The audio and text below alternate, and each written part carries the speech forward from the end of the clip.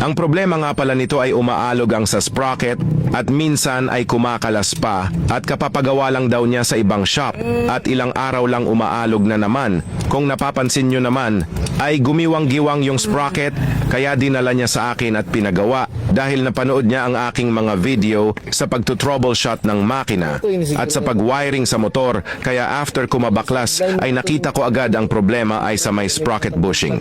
Kaya pala kahit kapapagawa lang ay umaalog na naman dahil ang nilagay pala dito sa huling pinapagawaan niya ay steel bushing instead na rubber bushing sa original. Actually guys, ang disadvantage kasi nito kapag steel bushing, hindi na nga masisira ang bushing na ikinabit dahil sa bakal na.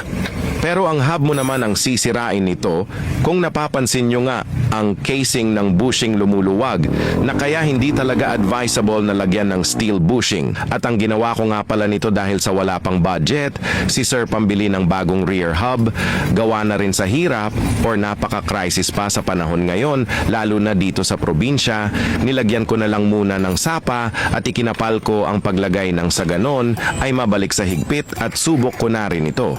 Na kahit itong plain sheet lang ay matibay din naman, depende lang sa mekaniko kung hindi masyadong masikip ang paglagay. Syempre, luluwag agad. At mapapansin nyo nga naman na pagpasok ko pa lang sa bushing ay napakahigpit na at hindi na rin umaalog gaya sa kanina at hindi ko na lang din hiningian ng labor si Sir Total for the main time pa naman yon. Tsaka ko na lang siya hihingian ng labor kung makabalik siya sa susunod at malagyan ng bagong sprocket rubber bushing ng sa original at pwede nyo rin din nga pala ninyo akong sadyain kung may gusto kayong ipagawa sa motor nyo lalo na sa makina or pagto-troubleshot ng wiring.